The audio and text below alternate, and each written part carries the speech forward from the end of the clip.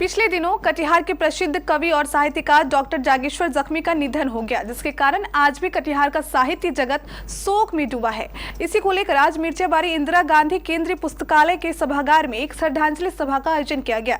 इस श्रद्धांजलि सभा में जिले के प्रसिद्ध कवि और साहित्यकार शामिल हुए।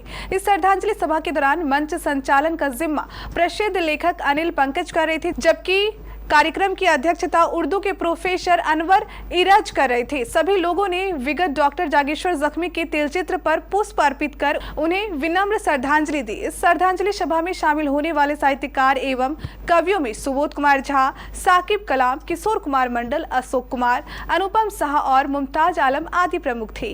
श्रद्धांजलि समारोह है। हम तमाम लोग जो है बहुत शोकाकुल होकर के यहाँ पर उपस्थित हैं। आज हम लोग उनको याद कर रहे हैं। वो हमारे दरमियान तो अब नहीं रहे, लेकिन उनकी रचना, उनका कलाम हमारे दिलों में जिंदा रहेगा हमेशा। तो यही कहेंगे कि आज जख्मी जी के नहीं रहने से कटिहार का साहित्य, जिसको कहते हैं कि बेलल्ला हो गया है, कटिहार में साहित्य को अब कोई दिशा देगा।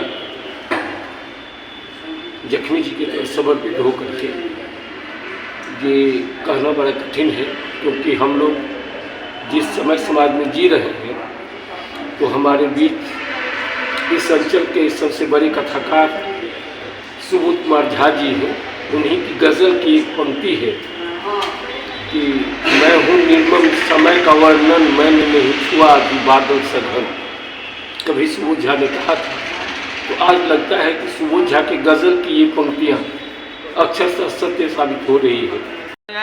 डॉक्टर जोगेश्वर जख्मी की मृत आत्मा को हे ईश्वर शांति प्रदान करो।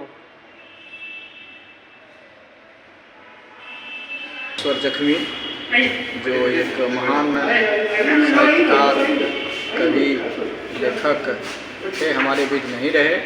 वो हमारे लिए कटिहार का गौरव रहे हैं, क्योंकि साहित्य के क्षेत्र में कटिहार का एक ऊंचा स्थान है। कई साहित्यकार कटिहार की भूमि पर जन्म लिए हैं, उसमें एक जागेश्वर जख्मी जी भी हैं। आज श्रद्धांजलि समारोह है। हम लोग ऐसे महान विभूतियों को आज याद करते हैं और याद करके हम अपने आप को खुशकिस्मत समझते हैं।